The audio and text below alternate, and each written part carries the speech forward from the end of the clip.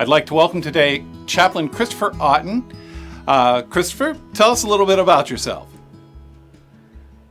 Neil, it's good to be with you. I serve the ELCA as the Senior Director of ELCA Chaplaincies. I serve under the presiding bishop to oversee, I serve and oversee over 180 federal chaplains who are serving our nation in the Department of Defense, within the Veterans Administration hospitals, and then also with the incarcerated in our U.S. federal prisons. Chaplain, tell me what federal chaplaincy means within the ELCA.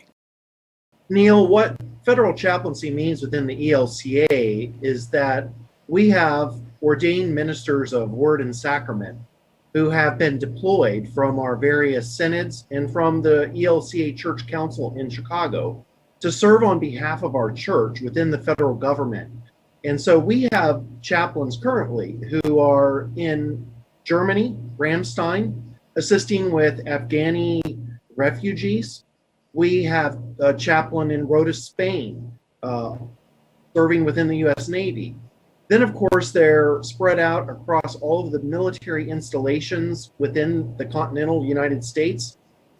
We have word and sacrament ministers who hold the hands of veterans within Veterans Administration's hospitals. I happen to serve on Capitol Hill with the ELCA, and right in Washington, D.C., we have a soldier and sailors home that is a Veterans Administration facility. I happen to ride the train into D.C. from Baltimore. Within Baltimore, we have a Veterans Administration hospital with an ELCA chaplain who serves as the chief of chaplains overseeing the entire Department of Pastoral Care for that VA hospital. Then also the federal government, unfortunately, has those who are incarcerated. We have federal prison chaplains, ELCA pastors who serve those who are incarcerated. So at every level of the federal government, we have 180 plus chaplains who represent our synod and our church body, the church-wide organization. They truly are representatives of our Lutheran congregations to be with our soldiers, sailors, Marines, and Guardians wherever they're deployed. They accompany them in word and sacrament ministry and in pastoral care and presence. And then we also have those VA hospital chaplains who are holding the hands of our veterans, ministering to their families, and they're with them in their moments, both health crisis, but also in providing spiritual care with the emotional wounds of war. And then, of course, we have federal chaplains who serve in Civil Air Patrol and the federal prisons, as I mentioned, and then also a few who operate under the Department of Homeland Defense with the Coast Guard, and also with the FBI and Secret Service. Chaplain, you mentioned the military, you mentioned veterans. What are some things our congregations can do to support veterans in their own neighborhood? Neil, if local congregations want to support their veterans, I highly encourage them to partner with local resources. There are Veterans Administration's hospitals within South Carolina. There's also Fort Jackson. There are many bases within South Carolina, but don't forget your local organizations such as the VFW, the American Legion, the USO.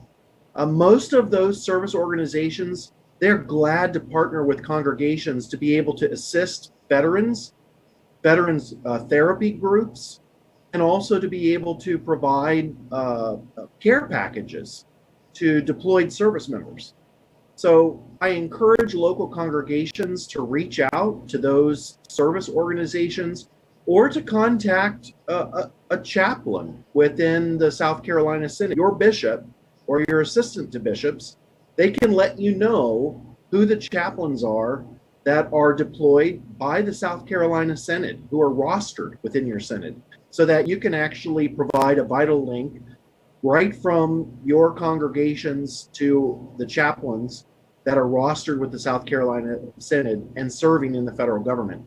So those are just some of the resources. And then if people want to get involved particularly with veterans therapy, Most local congregations have what's called a vet center. It's a contract through the VA to be able to provide groups to help with PTSD, moral injury, and those who are healing from the wounds of war. Chaplain, thank you for joining us today. I really appreciate it, and thank you for sharing what some of our congregations can do to help out veterans in their neighborhood.